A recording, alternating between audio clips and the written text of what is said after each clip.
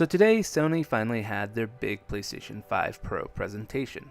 How good of a presentation was it, and is this something that is worth your investment? Let's talk about it. So earlier today, Sony had their big tech presentation. They didn't allude to what it was in a tweet they sent out over the weekend, or I believe it was Monday. But anyways, they were saying that, stay tuned for a 9-minute presentation on a new piece of tech.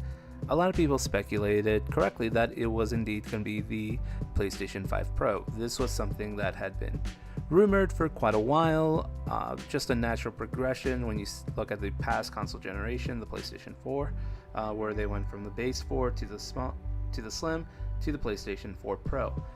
And so kind of the big thing about it is this something that is worth investing in, whether you have a PlayStation 5 at the moment or you don't. I am someone who currently at the moment does not have a PlayStation 5, which is part of the reason why you haven't really been seeing too many PS5 game reviews on the YouTube channel. So for that, I do apologize. It's just I've been kind of waiting for there to be like a decent collection of games for me to hop in and kind of go and play, just so that it doesn't go through, my console doesn't go through a giant drought period where I'm not really playing it all that much. So I've been kind of waiting for some stuff like that to come through, and so I've kind of avoided it. And then I think by like year 3 I was like, well, you know what, let's just kind of wait and see if they do a Pro, and maybe we just buy that if it's not too much more than what the base model at the moment costs. Well, fast forward to today where we finally see the Pro, and I gotta tell you, it's something that I'm not really vibing with. I'll go ahead and talk about the positives first, and that is a lot of the kind of bells and whistles they showed for the console in terms of like the upscaling, kind of the smoother animation, because I believe they said that it'll be running in 60 FPS as opposed to the fidelity mode that the basic PlayStation 5 has, locking it into 30. So they're saying that 60 is kind of just like on at all times and not really taking a lot of power, which is really cool. And it looked really pretty. That's about most of the positives I can kind of give it, just because as the presentation kept going, I kind of kept getting this uneasy feeling. And you know, chalk it up to age, chalk it up to maybe I'm not watching this on like the correct screen, because I was catching most of the presentation from work. I just had it on my phone, which, you know, cell phone footage or watching a video through a cell phone isn't indicative of the quality of the video that you're watching. So I rewatched it at home, and you know, I couldn't really spot the differences between the graphics of the PlayStation 5 and the PlayStation 5 Pro. Like, nothing really popped out at me. Maybe there was a few things that looked a little bit clearer. Like, I think in the Ratchet and Clank portion of the video, I did see some of the flags a little bit clearer, but nothing too big that made me go, oh shoot, this is phenomenal. And you know, going into it, when they started showing more and telling more about kind of the features, the price point, everything else, it just like made me kind of think like, who is this really going towards? Because, well, again, like I'm saying, like, I'm someone who's been waiting for like a good collection of games to come to the PlayStation 5. So I've been I wanted this to be good, right? I'm not trying to be someone who's just like a natural hater at all times. I'm like, I wanted this to kind of wow me, because like, I'm being honest, we're in year 4 of the console, and of the games that I'm really thinking going like, oh, I need to have this, I need to get this console. I'm like, Final Fantasy 16, because I'm a big Final Fantasy fan. That game looks really good, though it's also on PC now, and I'm someone who's been really content with being a PC and Switch guy,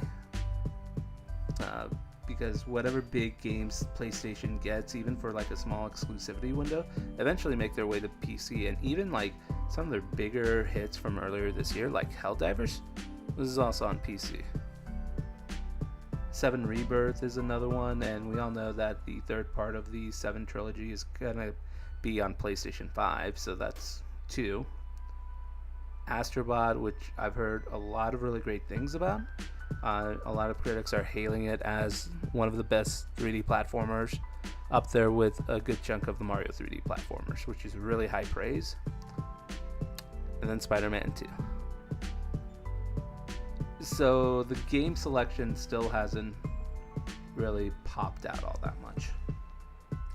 And when they went into the price point and kind of the this is what it is, I was just kind of shocked by what they showed. Like, I'll go ahead and come out with like one of my first big grievances right off the bat. It's the fact that this thing is digital only. I'm someone who advocates for physical media, because when you have it, you own it, and there's no way for companies to just delete it. There's no way for that thing to be permanently lost. If you delete it from your console to make space for other stuff, you have the disc, you have the game, you can just plug it into your console and play it. And I know a lot of people are slowly just kind of phasing out physical from their lives, and a lot of people have been buying digital for so long, it almost feels like that's been the standard for them. But one of the scarier things, and I'm not trying to pile on to the Concord debacle, but a lot of the reviewers who had Concord have come out and said that Sony has manually deleted the game from their console, just like that. And it kind of scares me that a company can just outright do that, just delete a game from your console without you knowing, without you basically giving them permission. Now, granted, Concord is by all means and all intents and purposes dead. Like, you have no way of playing it, so it is just wasted space on your console. But that's for you to want to have that wasted space, right? Like, a company just can't come in there and just delete it off your hard drive like that. And so that's why I'm not a fan of all digital. I'm a fan of once you have something, you own it. And so the fact that the PS5 Pro is all digital, it already got me on the wrong foot. And you could play your physical games on there, right? But you gotta buy their $80 accessory, the disc drive, which, look at it like this, right? You are wanting to get the PlayStation 5 Pro, but you've mostly been buying physical. I don't know what the kind of sales breakdown of people who bought the digital only PlayStation 5s versus physical. When I say physical, I mean the ones that can run discs.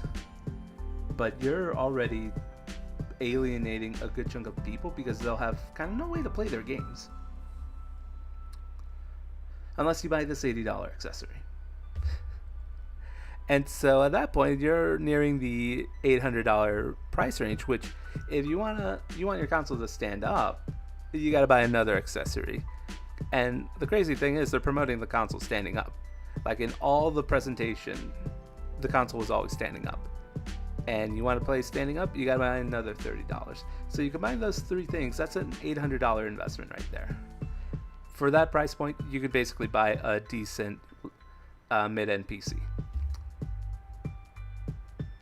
So that those two things just put in there right away, mixed in with the price range, which I get it, gaming is a luxury, but when you look back at the PlayStation 4 to when the PlayStation 4 Pro released, right?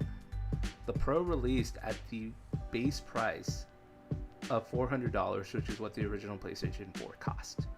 They then slashed the price of the PlayStation 4 to about $250, $300. The image shown here will kind of tell you what the price range is. So not only did they basically do almost a 50% increase, especially if you're playing physical, or if you're planning on playing physical on the PS5 Pro, they upped the price for that instead of keeping it at what the PlayStation 4 or PlayStation 5 price is. And then they haven't even announced another price cut for the PlayStation 5. That thing is still about $450 or $400 to $450. $450 for like discs, $400 for digital for the slim models. Maybe the original models are slightly cheaper, but not by much. And I'm just talking stateside. In other regions, the price of the PlayStation 5 has actually gone up. It's increased. And so they're trying to sell you on another console that costs way more while upping the price on their current console. That's insane to me, guys. Real insane. And so I wasn't a fan of this.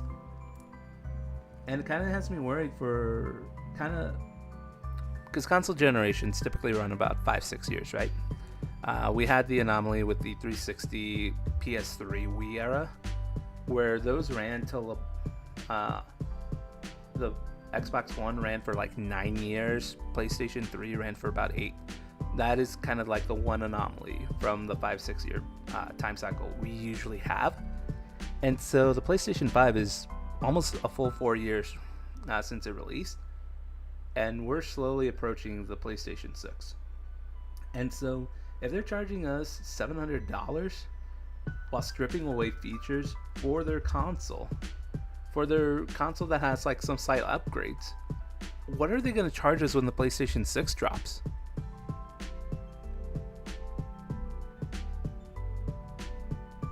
Like, seriously, like, what are they going to charge us? What are they going to keep price gouging?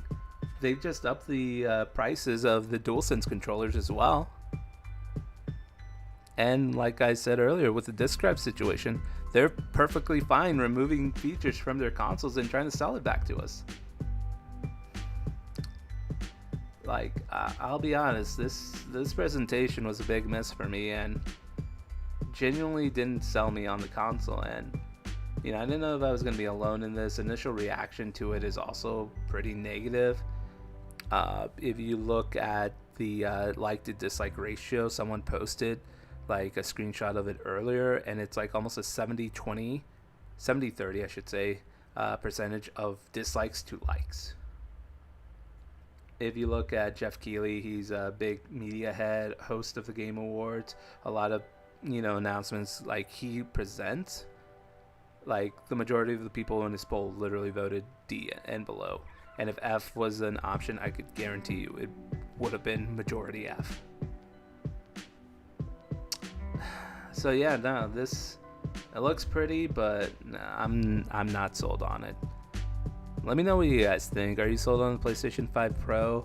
Does the price range worry you about what consoles may cost potentially in the future? Let me know down in the comments below. Post what's on your mind.